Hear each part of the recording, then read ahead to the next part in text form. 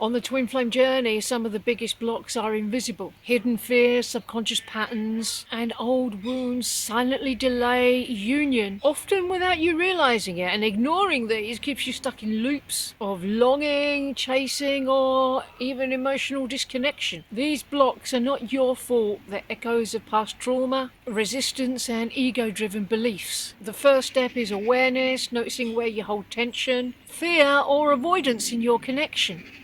These subtle energies determine the pace of your union. So have a feel into it right now. What subtle fears might be silently delaying your union right now? If, for example, you're afraid of being fully seen and vulnerable, you can mirror that one. If you're afraid of your twin flame seeing you for who you really are, there's got to be somewhere where you're afraid of seeing yourself for who you really are, because you might be afraid you're going to judge yourself or not like yourself. But the opposite is true. The more your twin flame sees the real you, the more crazy in love with you they're going to be.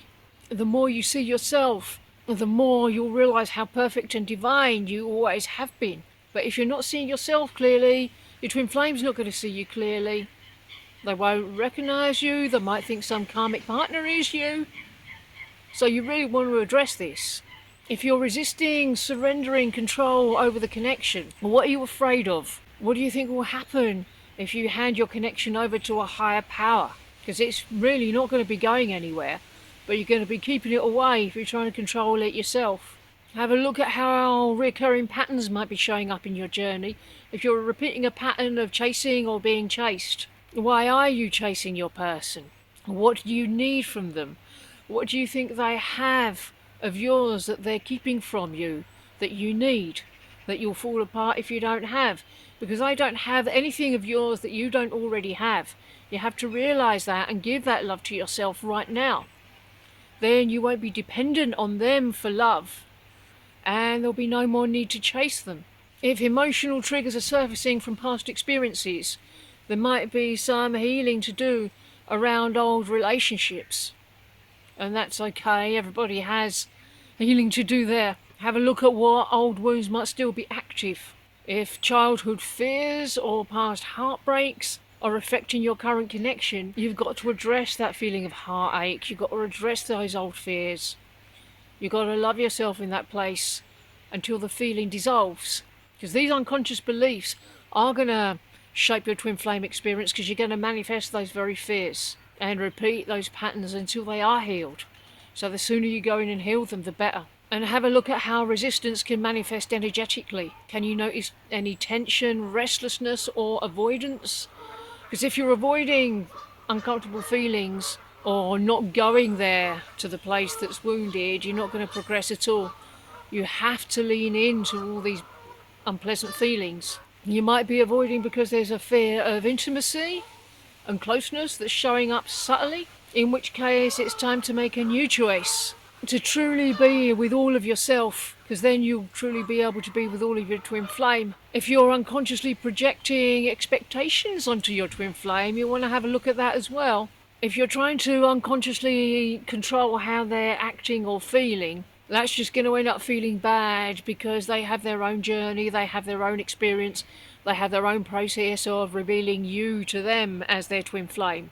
You can't control what that looks like. You can't control the experiences, because they need whatever experiences they're having. And the more you can just relax into that and love them unconditionally as they go through them, the quicker they'll move through that phase. Projection will always block the natural flow, especially if you're projecting the upsets onto them rather than owning them, leaning into them, and clearing them. Avoidance is death to your connection. You've got to face difficult emotions and not run away from them. It will prevent authentic communication and alignment, so you don't want to be doing that. So choose discernment for when you might be bypassing the inner work. Don't let distractions or overthinking mask any unresolved emotions. You cannot think your way into union. No amount of thinking is going to get you into union. This is a feeling journey, not a thinking one. Drop down into your heart, especially if you're spending a lot of time too up in your head. If you're looking outside for validation instead of looking inward, you're going to be disappointed. Your best validation is always going to come from you and the divine. You need self-awareness in overcoming these hidden triggers and blocks. You've got to be able to honestly observe your reactions and triggers. And instead of rushing up into your head when you get a trigger, just acknowledge there's a feeling there. Identify the feeling, feel through it, choose to let it go, bring love there. Don't attach a head story to it. That's another ego trap to keep you stuck.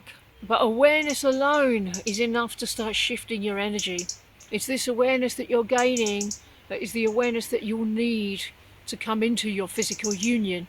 It will help you release subtle fears safely and effectively. The mirror exercise resonates the most with this. It's the most effective tool we have at the moment for doing this, because meditation alone doesn't go to the uncomfortable feelings, it ignores them. But with the mirror exercise, you go to all the yucky feelings, and that makes it much more powerful and quicker. So doing it as a daily practice are small daily disciplined steps that will lead to lasting change.